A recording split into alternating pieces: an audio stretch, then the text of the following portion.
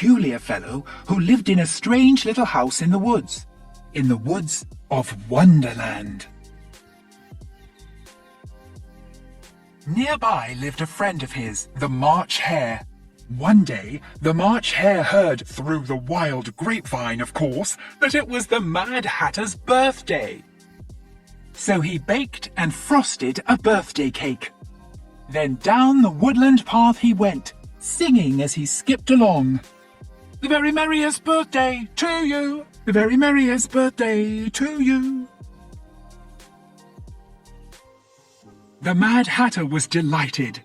He called in his friend the Dormouse, a sleepy little soul, and what a jolly time they all did have.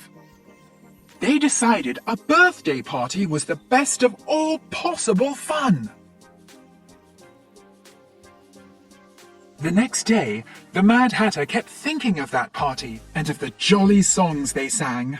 He did wish they could have another party. The March Hare was thinking about it too.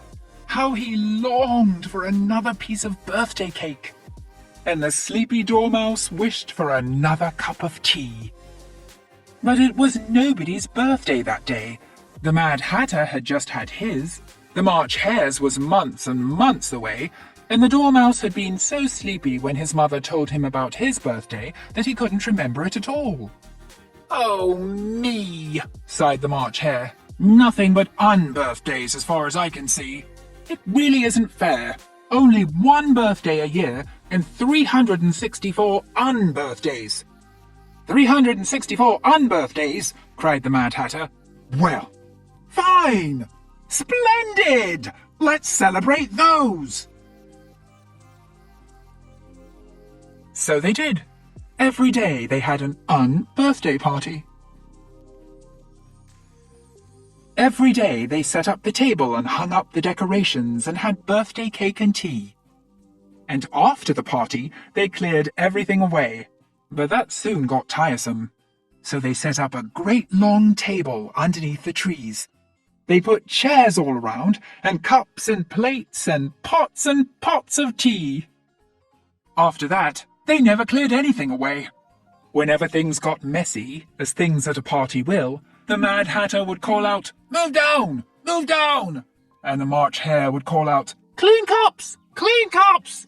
And away they would move to new places at the table. So the unbirthday party went on, and every day they happily sang, "A very merry unbirthday to you! A very merry unbirthday to you!" All that moving got to be too much for the sleepy Dormouse. Since he was so fond of tea, he just chose himself a teapot, climbed in, and stayed. Now and then he would open a drowsy eye and join in a bit of fun. One day, a little girl named Alice wandered into Wonderland. She soon heard singing and hurried along through the trees to see what was going on. In through the Mad Hatter's gate she stepped. Alice saw the coloured lanterns hanging from the trees and the cakes upon the table, and she heard the jolly song, "A very merry unbirthday to you! To who? A very merry unbirthday to me!" Then the Mad Hatter saw her. "No room!" he cried. "What are you doing here?" "Why, there seems to be lots of room," Alice said. "I heard singing, and it sounded so delightful." "It did?" cried the Mad Hatter. "What a charming child! Come in, my dear, sit down, sit down!" "Whose birthday is it?" Alice asked as she sat in an empty chair. "No one's! It's an unbirthday party," they said, and explained.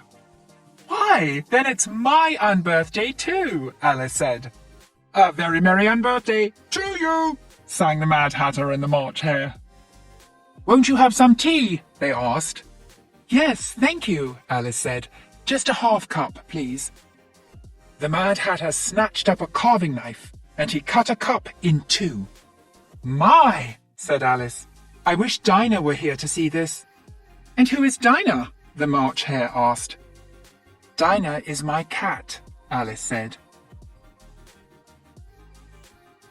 Cat! Cat! Cat! cried a horrified voice, and the Dormouse, at the sound of that dread word, popped out of his teapot up into the air. Then, before Alice even sipped her tea, the March Hare pushed her and cried out, "Move down! Move down! Clean cups! Clean cups!" "This is the silliest party I've ever seen," said Alice. She walked out the gate and off through the woods. No one seemed to notice that she had left.